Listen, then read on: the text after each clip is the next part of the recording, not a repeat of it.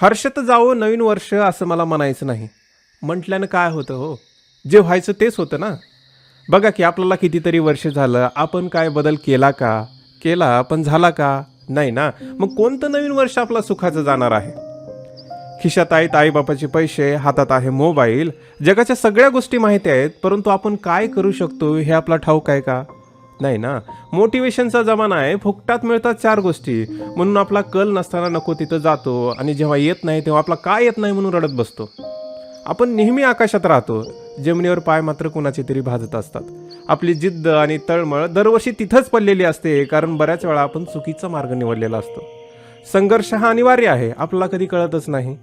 आपले प्रयत्न बिनबुडाचे असतात, ते पिन रिकाम टेकड्या वाटेवरती. जाऊ द्या, आता तरी पहा स्वतःकडे निरखून.